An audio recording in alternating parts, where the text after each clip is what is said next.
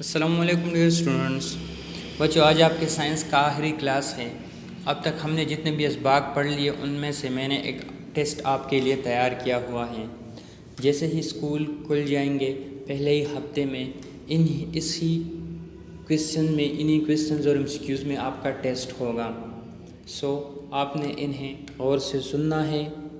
इन questions के answer को आपने अपनी नोटबुक में लिखना है और याद भी करना है। ठीक है बच्चों। सबसे पहले है filling the blanks. Number 1 is all living things are divided into dash groups. 2 is categorization of living thing is called dash. Dash kingdom consist of bacteria. यानी क्लासिफिकेशन में वो कौन सा किंगडम है जिनमें बैक्टीरिया शामिल हैं।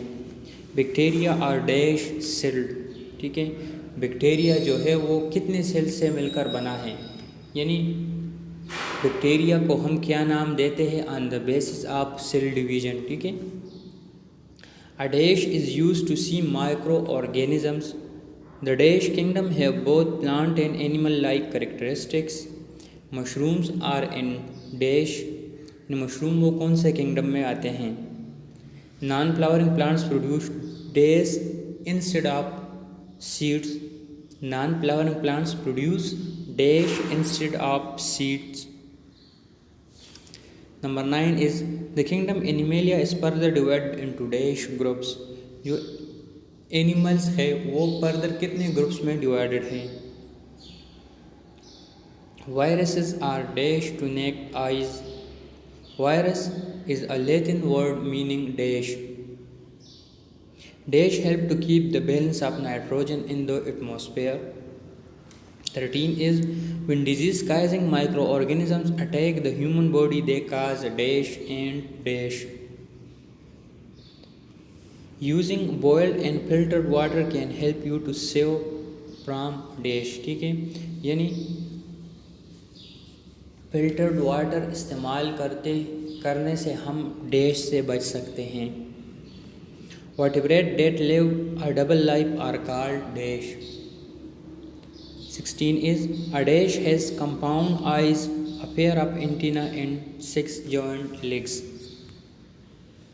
17 is the skeleton outside the bodies of dash is made of chitin।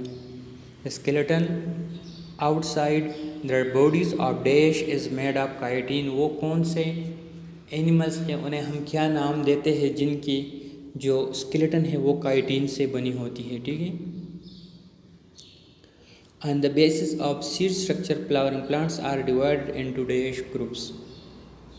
A seed has dash parts। There are dash different species of plants।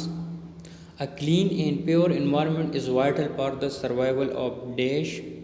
Things which pollute the environment are called dash। 13 is chemicals used to kill pests are called dash। जो कीड़े मकोड़े या हशरात होते हैं उन्हें मारने के लिए जो हम कीमियाई अद्वियात इस्तेमाल करते हैं उन्हें क्या कहते हैं। Diseases like cholera and typhoid are cause due to dash pollution. Dash is an example of non biodegradable materials. Dash and dash method are used to reduce the effect of non biodegradable materials. 27 is there are dash states of matter। 28 particles of the dash are tightly packed together। 29 dash occurs when solid is changed into liquid on heating। 30 is matter is made up of tiny particles called dash। Matter is made up of tiny particles called dash। अब ये sharp question है बच्चों। What is classification to scientist divide living thing into how many group. Scientist ने जो living things हैं वो कितने kingdoms में डिवाइड किए हुए हैं। आपने सिर्फ नंबर्स लिखने हैं। ठीक है, कितने ग्रुप्स हैं।